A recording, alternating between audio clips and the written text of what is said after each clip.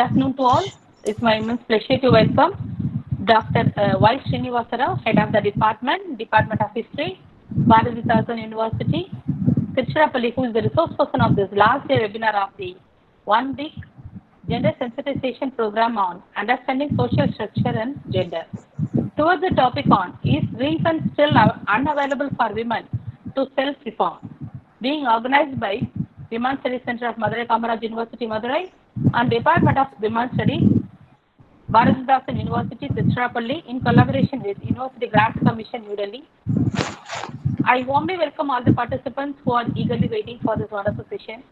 I request Dr. C. Subbalakshmi, Assistant Professor of Women's Studies Center, Madurai, Kamaraj University, to introduce the resource person of this inspiring session. Thank you. Subbu. Thank you, ma'am. Good evening to all. On behalf of Women's Studies Center, Madurai Kamaraj University, Madurai, and Department of Women's Studies, Bharathidasan University, Tiruchirappalli, I feel honored to welcome the resource person, all the participants, and my fellow colleagues for taking a keen part of last day of one-week gender sensitization program on understanding social structure and gender, in collaboration with the UGC, New Delhi. I feel proud to introduce and welcome highly resourceful personality, Dr.Y. Srinivasa Rao, Head in the Department of History, Bharathidasan University, Tiruchirappalli. Sir has more than 1 decade of teaching and research experiences. He has produced 36 MPhil scholars. He has completed a major research project in UGC. He has organized many conferences, seminars, and workshops. He also delivered nearly 100 special lectures. Sir has published 15 articles in newspaper and magazines, and also he published many research articles in national and international seminars and conferences. Once again, I welcome Dr. Y. Srinivasa Rao, sir, for sharing his views on this pertinent area. Is reason still unavailable for women to self-reform? Now I hand over the session to sir. Thank you, one and all. Hi everybody. I thank Dr. Manimegala and Radhika Devi for giving me this opportunity.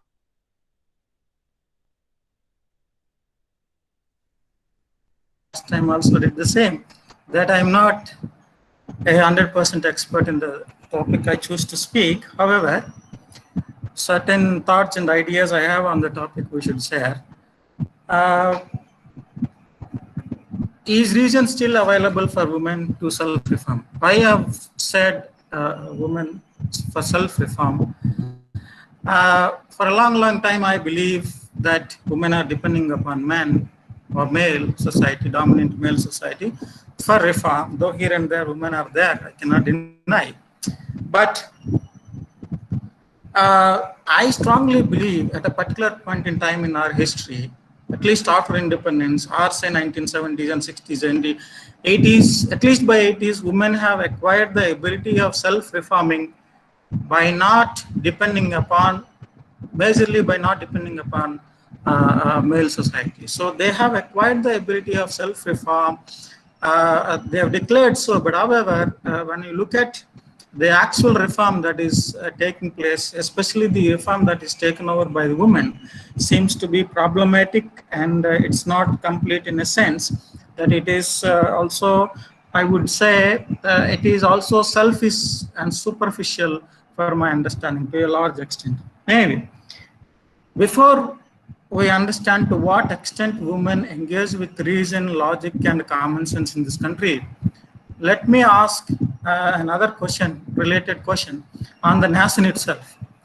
To what extent nation, our own nation, engaged with reason, logic in its history?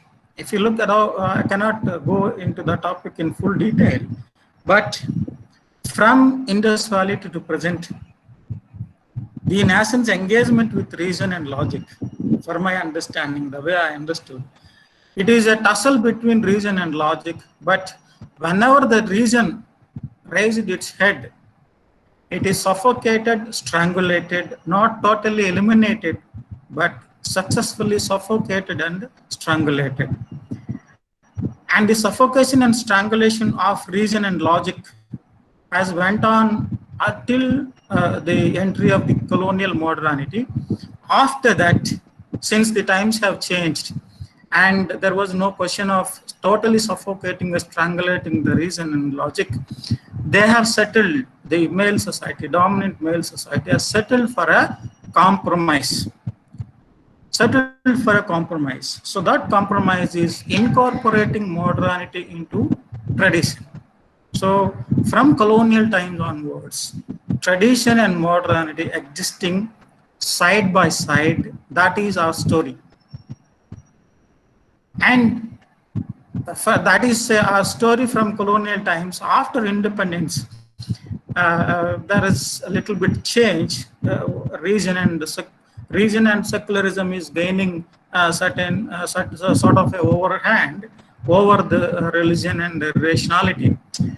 But it's never been publicly, it's never been a declared sort of a, a prime character of the Indian society, rationalism or even secularism to some extent. But rationalism has never been a sort of a prime character of the Indian society.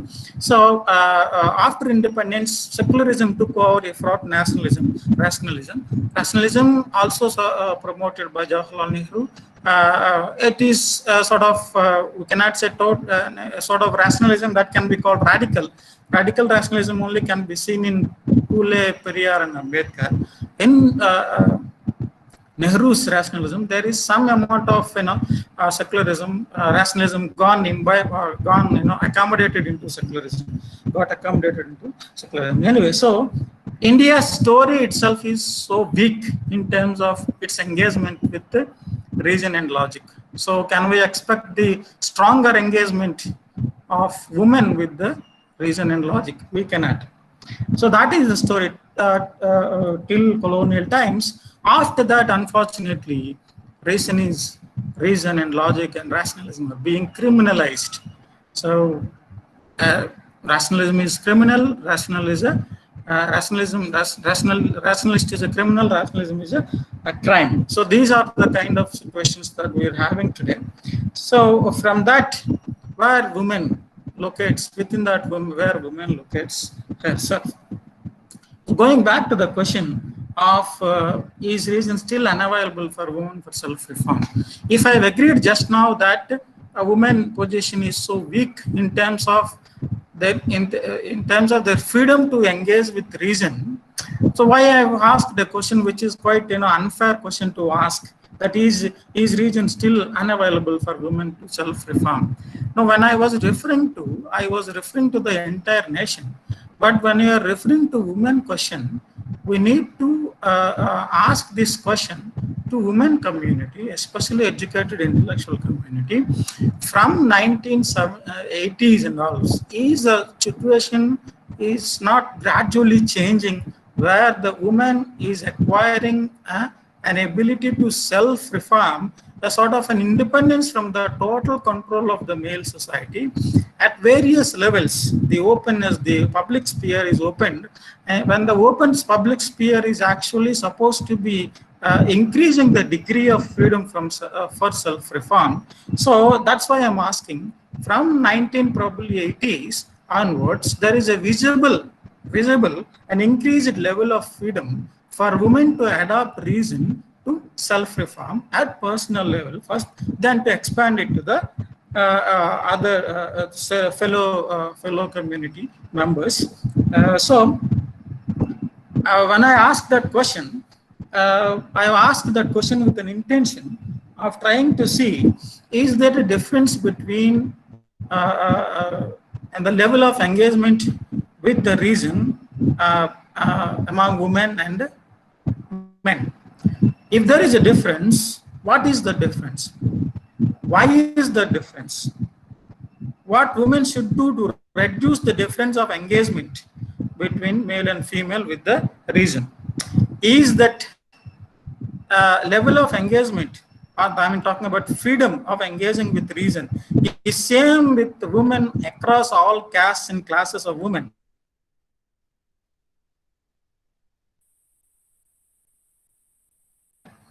The level of engagement, the degree of engagement could have been higher with the upper caste women or the upper class women with the reason and logic compared to that of the lower middle class and the poor women with the reason and logic. So if I come to a conclusion, or it's a general guess, or say based on some observation, I am saying that the upper caste woman, the upper class woman, after acquiring the ability of engaging with the reason, seems to have developed a certain sort of an anti-rational attitude after they acquired. So why is that happening? After they acquired the ability of engaging with the reason, the degree of engaging with the reason could have been much more higher. But however, I see a reducing engagement between the upper caste with the reason, between upper caste and upper class women with the reason and logic. So why is that happening? What are the reasons for that lesser engagement with the reason and logic, especially from the upper caste and upper class women? So here we are just not looking at the level of engagement with reason by women in a contrast with male only, but also we are looking at within the women, we are looking at two categories, that is upper caste, upper class women, as well as lower middle class and poor women. So for reasons that we can understand why these two categories are very important to understand, and why there is a lesser engagement despite having the ability of engaging with reason and logic, why the upper caste women and the upper class women are giving lesser importance. Are they political? Are they prioritizing the tradition? If they're prioritizing the tradition, what are their political intentions? What are their cultural intentions? What are their cultural politics? So that we need to understand. So therefore, I'm just not like looking, I'm not just concentrating on one question here.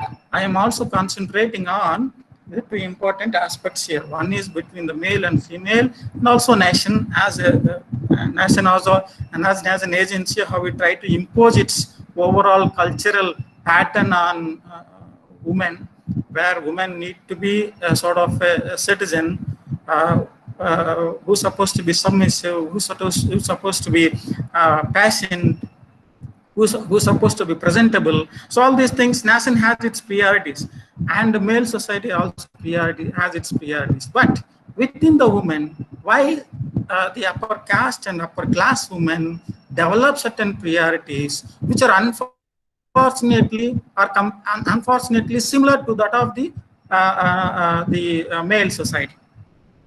So that is what disturbing. That's why I asked this question. I strongly believe that at least 3 decades ago, women have certainly acquired the ability of self-reform, but they're unfortunately postponing or unfortunately not using or not employing the reason to the extent that will be helpful for the larger women's society.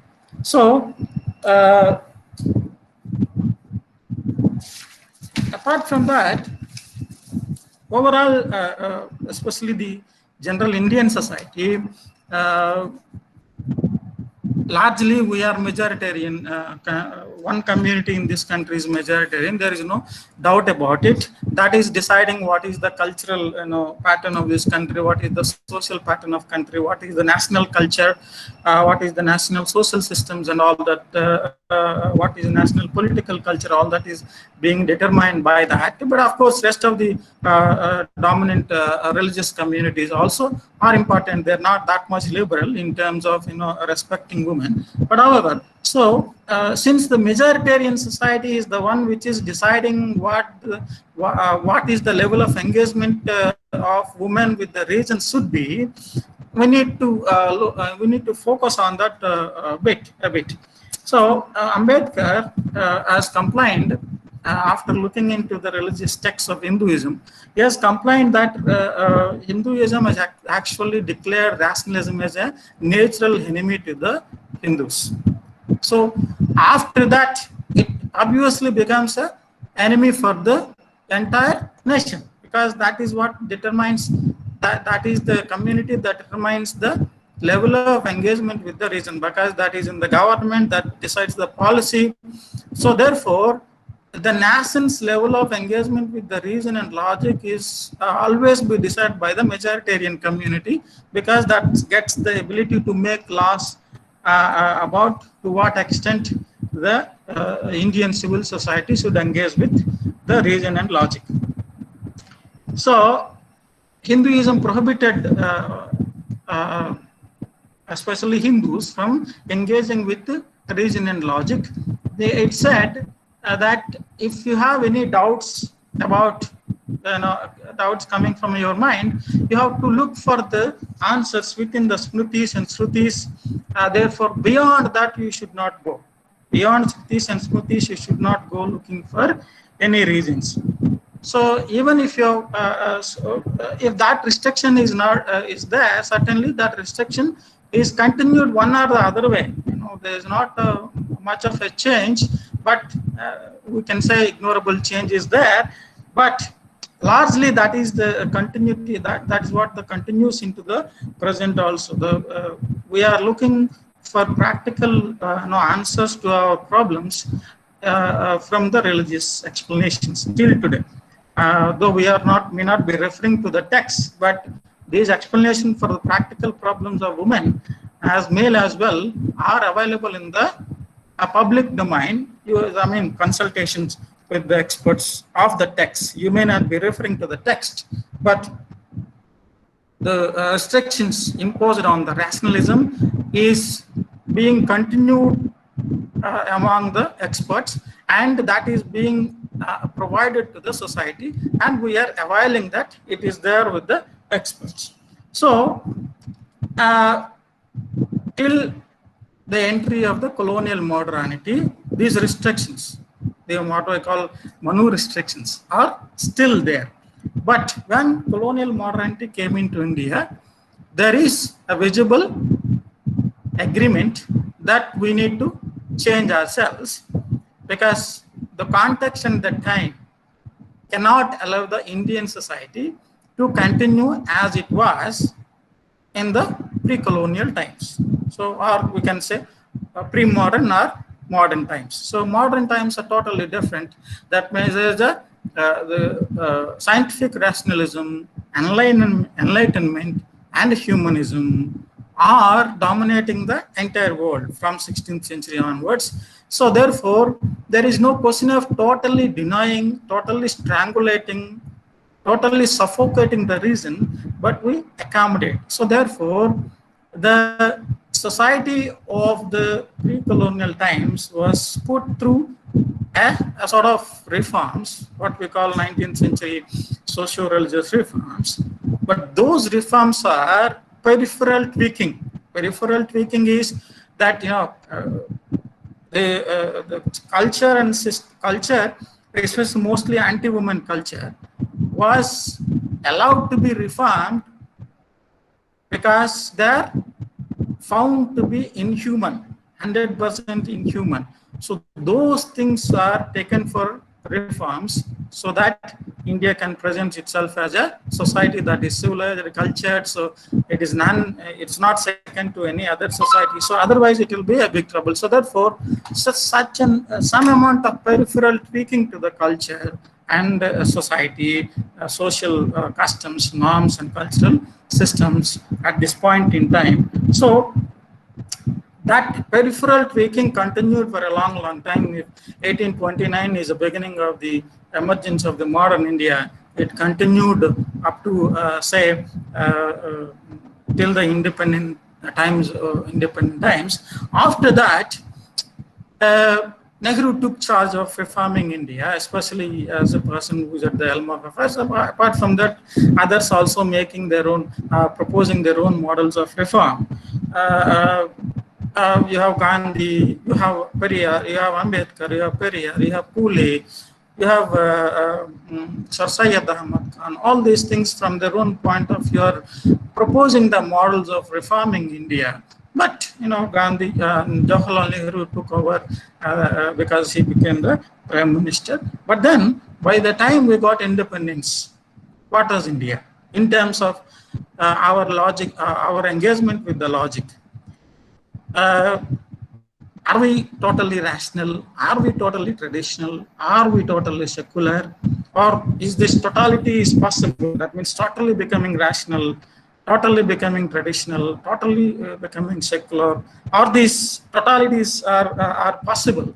Well, I think if you compare the Mustafa Kemal Pasha of Turkey with that of Jawaharlal Nehru gone easy on total transformation of India from that of a deeply religious to that of at least say 50% rational, but he did not do it. He could not, he must have thought that it will be problematic to the Indian society, which is so multicultural and multi-religious. It is not easy to put the country to the chaotic situation after the independence. So, however, Nehru also gone easy. Uh, uh, Therefore, we have three versions of India has emerged, especially in terms of rationality. You have India itself emerged into three selves. One is radical rational self, irrational religious self, and the secular self. So, radical rational self is represented by Jyotiba Phule, Savitri Phule, B.R. Ambedkar, and Ramaswamy Naikar. Irrational self is represented by most of the dominant religious societies at that point in time, and then Dayananda Saraswati, and to a large extent M.K. Gandhi also. Secular self is represented by Jawaharlal Nehru, Raja Ram Mohan Rai, Ishwar Chandra Vidyasagar, and all these.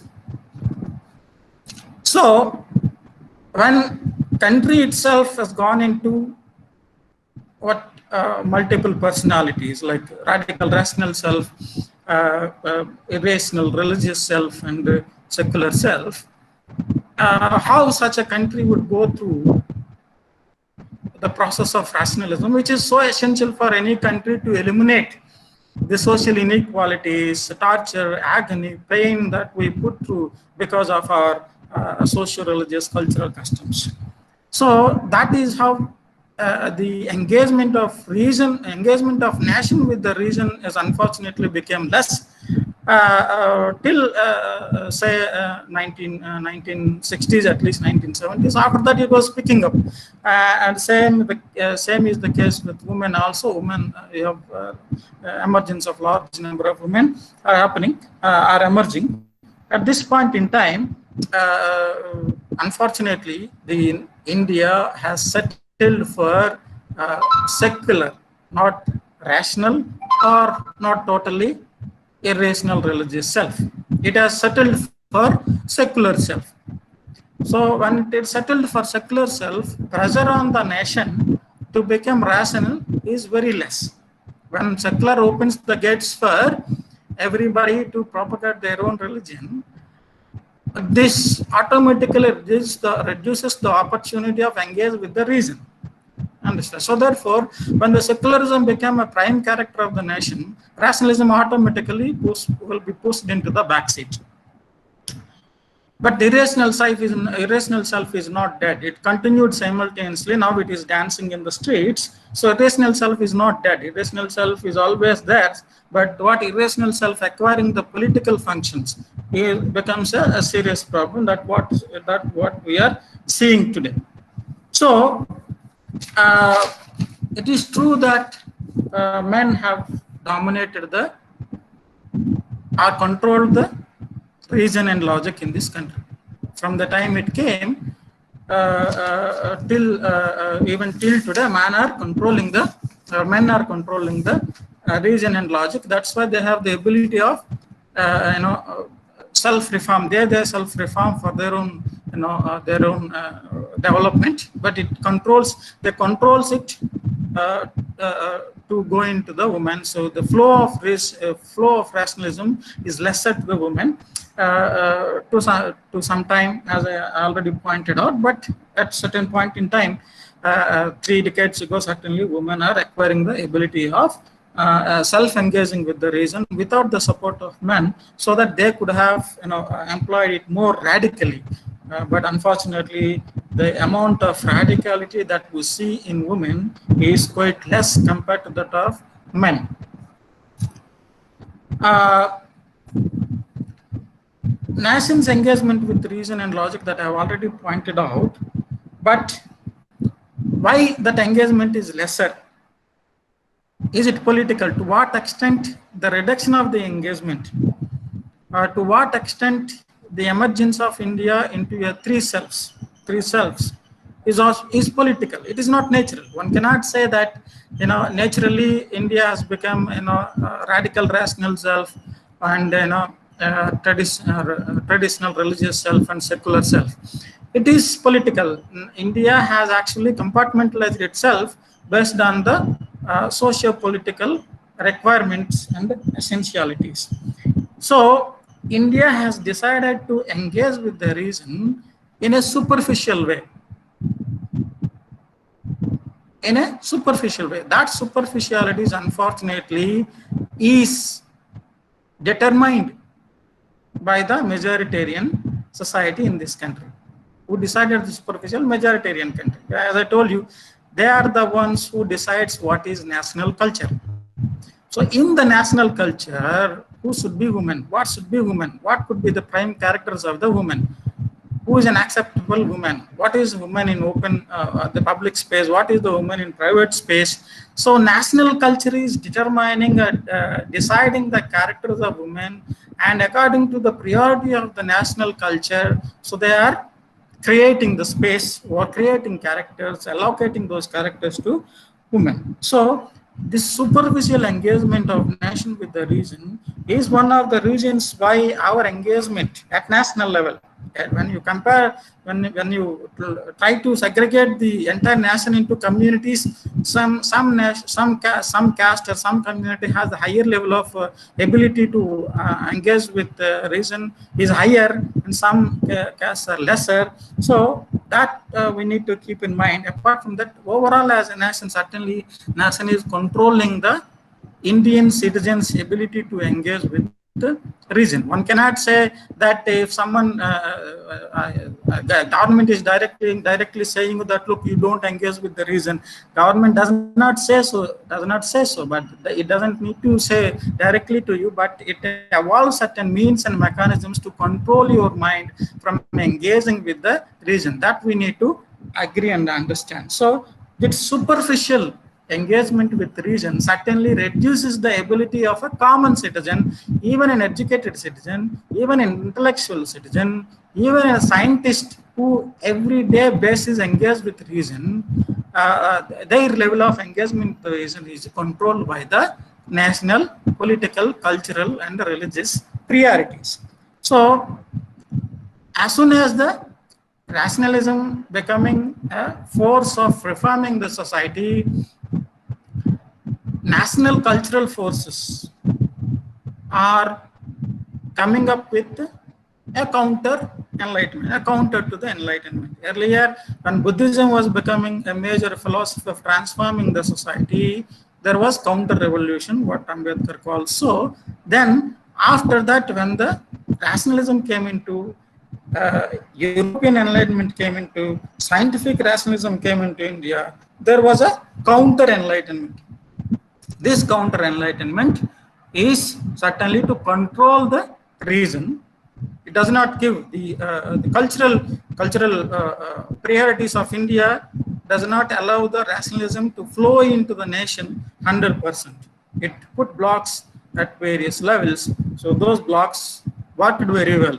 That's why we have the simultaneous existence of a scientist as a rational self and irrational self. Even scientists, as in my earlier lecture, I was pointing out the daughters of modern day Leelavatis, that is the scientists and women scientists and engineers, are absolutely religious. They are less rational, more religious, both colonial times and in the post-colonial times. I am not saying all of them, but many of them are the compartmentalized selves. They are rational and irrational at the same time. So a reason for that, they're not only ones. Many of us are compartmentalize ourselves into rational self and irrational self. So that is the result of the counter enlightenment. The politics of counter enlightenment is that it reduces the ability of reason and logic to transform the society. It reduces the force of reason and logic to scrutinize the irrational cultural systems and social customs. So had we given the free permission to reason and logic in this country from 19th century, most of the sufferings of women and Adi Dravidias or the Dalits and Adivasis and the Bahujans in this country could have been lesser. Because most of the suffering, pain, and agony today is happening because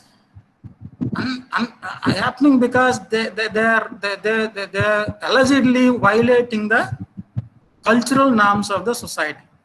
This violation of the cultural norms of the society, violence for violating the cultural norms of society in 21st century is quite ironic.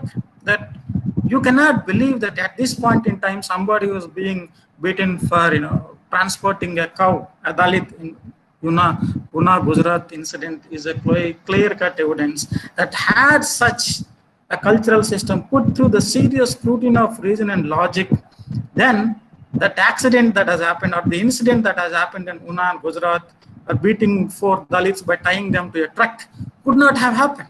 So why it has happened? Or it has happened because that we have not allowed the reason to scrutinize our culture. Had we allowed the reason to scrutinize our culture, such rarity of those kind of incidents could have been more rare, very rare.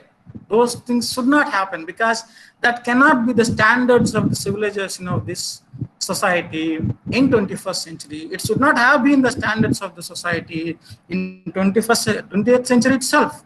But when you look at the standards of the society, if there is an incident where you are being beaten for cow transportation, alleging that you are violating a social norm, it explains that the counter enlightenment unfortunately did its 100% job.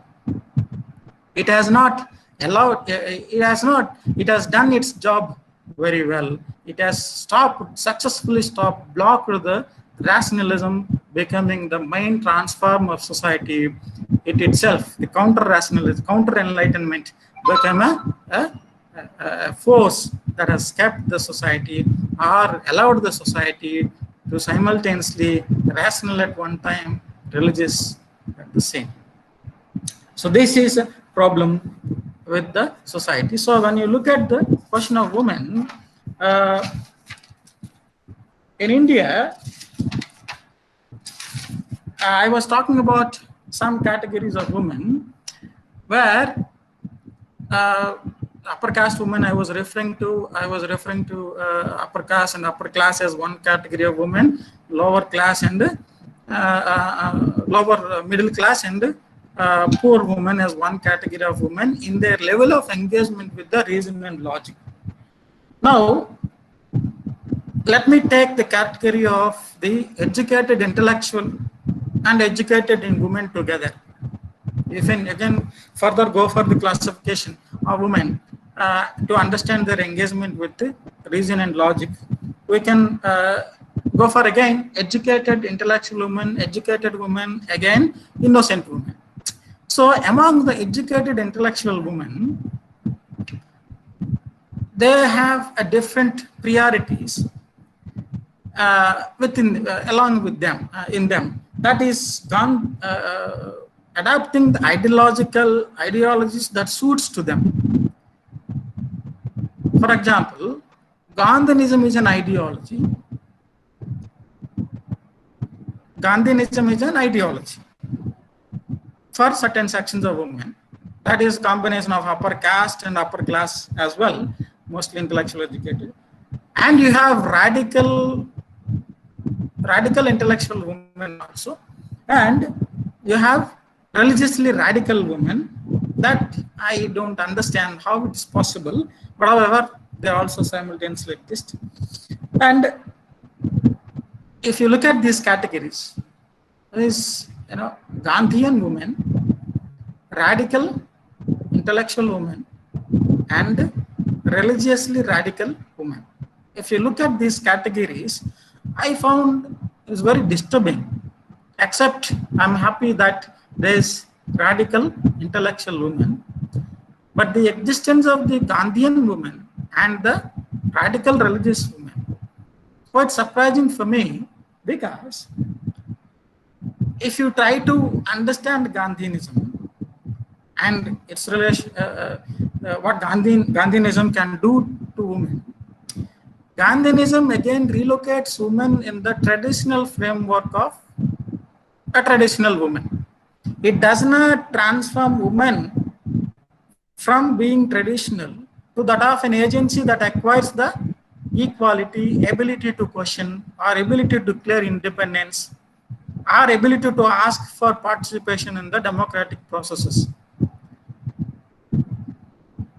But my understanding, as already tells me, that many highly educated intellectual women turned out to be Gandhian women.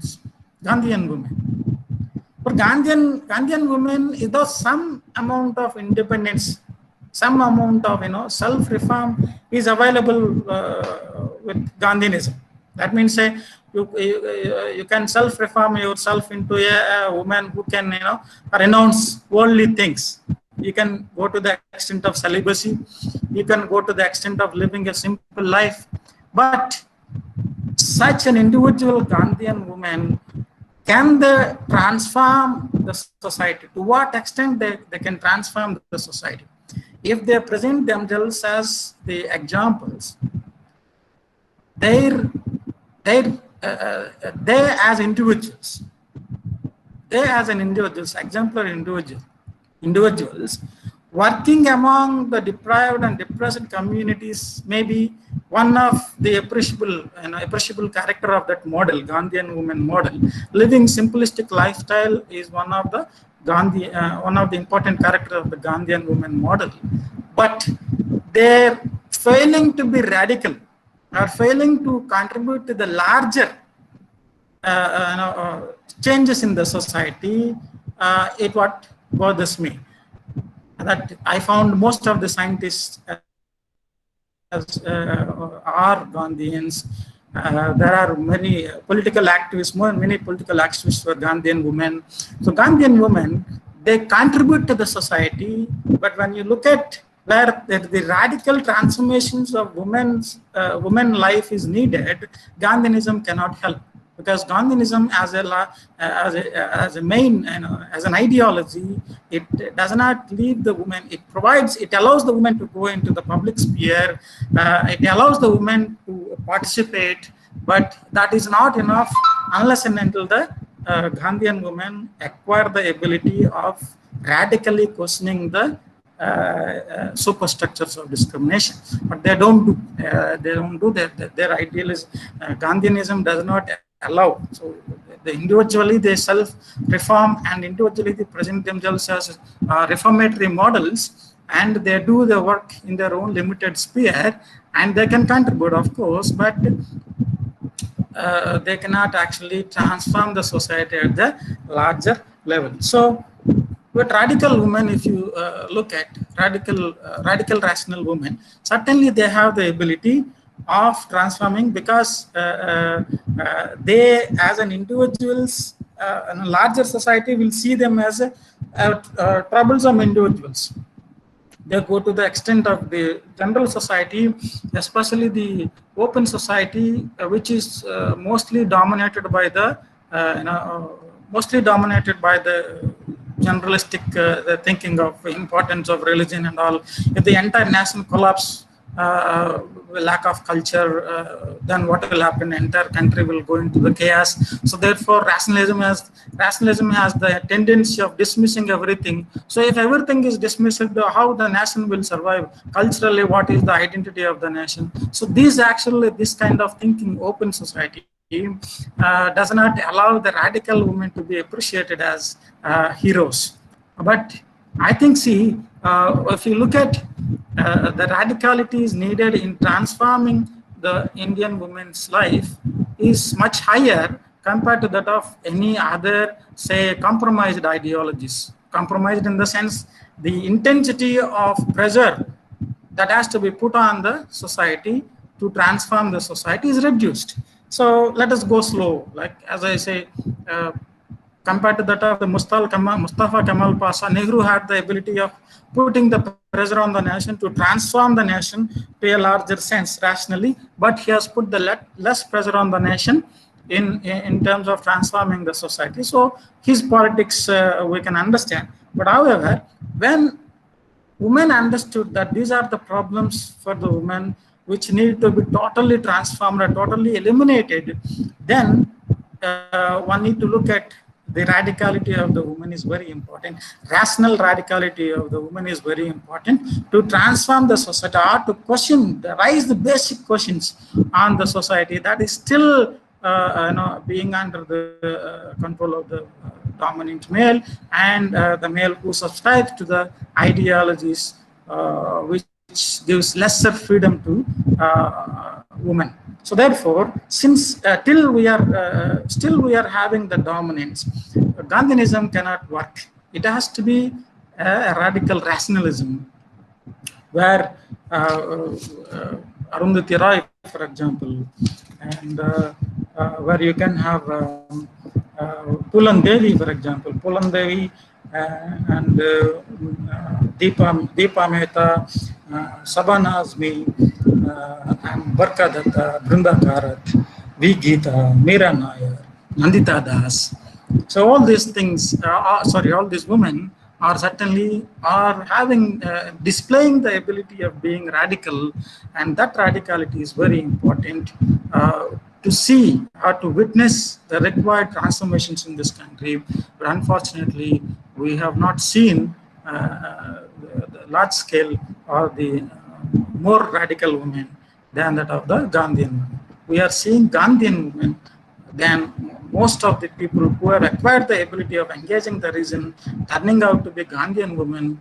But the contribution of the Gandhian woman is, yes, of course, it is important, but it is quite minimal. The contribution is visible, it's quite minimal. So to increase the engagement of women with that of the reason, let us look at the today's domestic sphere. Today's domestic sphere, I am not backed by any studies, but if you look at the domestic sphere today, we have in public sphere as well as private sphere, domestic sphere, if you take, you have grandmothers, mothers, and mother-in-laws. So within the domestic sphere, if you look at how women engages with reason and logic, and when you bring the upper caste and upper class into this discussion, I strongly believe that upper class and upper caste women in the domestic sphere have already acquired the ability of engaging with the reason. But what happens is that they consciously, voluntarily subscribe to the essentiality of culture. They essentialize the culture, and in the process of essentializing the culture that is important for the nation, they give the lesser importance to the reason and logic, which means women, despite knowing that they have suffered for a long time as young women in their younger days, when they become mother-in-laws and grandmothers, once they get into a category that is upper class and upper class, they start essentializing the tradition in which they had a lot of pains and agony. So in the process of essentialization of culture, they control the adult and teenage women. They control the adult and teenage women from engaging with the reason and logic. They impose their authority. They acquire an authority. Within the domestic sphere, male dominates in the open sphere, women dominates in the domestic sphere. So the matured women on whom they show their authority? On the adult or the teenage members of the family. The mother mostly, mother, grandmother and mother-in-law mostly take charge of controlling the female members of the female teenage members of the family. A male will take care of the male teenage members of the family. So here in the domestic sphere is what happening, that mostly upper caste and upper class women, instead of, not all of them, most of them, instead of trying to point out what problems they went through because of culture, the discriminative culture and religion and rituals and customs, they try to essentialize the same, probably with a lesser degree, because they certainly would not allow certain, primitive cultures to continue into the future. Some of them certainly they will question and remove, but not all the culture, which is discriminative, still discriminative anti-women, but they try to allow certain culture to continue into the future, and that they pass it over to the teenage and adult members of the family, female members of the family. This I found is very disturbing, where it becoming political.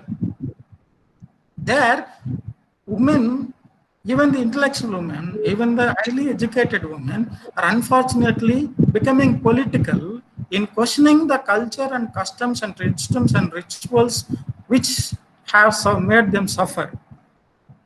At this point in time, I'm talking about the present day, where they're becoming political and they're essentializing them. They're essentializing with the intention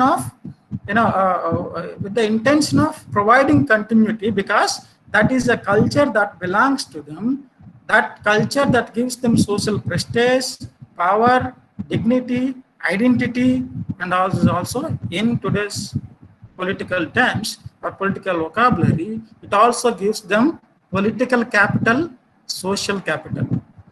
Since these functions are there within that culture, they try to essentialize them. That is very disturbing. So if this woman, especially I'm not talking about radical women who are the finest activists in this country, who have been running the finest movements. I'm talking about this woman, especially highly educated, but they deny the existence of reason and logic within them. They don't cultivate the reason and logic that they have acquired through education. They essentialize the culture, essentialize the religion, essentialize the custom and traditions, despite understanding that these are problematic to their life. So as long as women do not understand that they have acquired the ability of engaging with the reason, despite understanding that they are becoming political because of their caste objectives, because of their class objectives, because of their culture is equated with the national culture, so rest of the women are unimportant.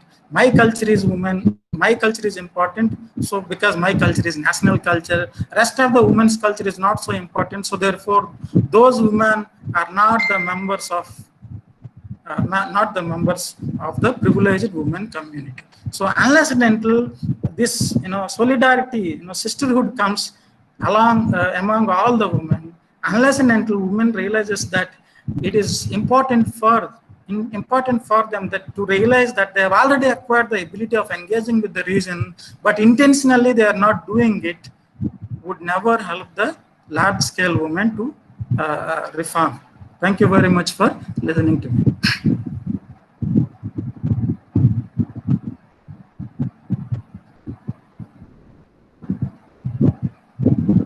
Hello.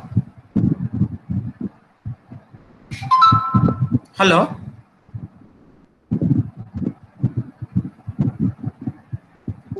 Thank you, sir. Yeah. Yes, sir. Yes, sir. Yeah, I'm finished. Finished. Is there any question in the chat box? You can check that, sir. Yeah, please.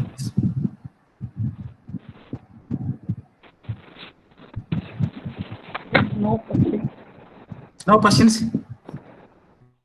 Yeah, sir. Thank you, sir. Okay. Thank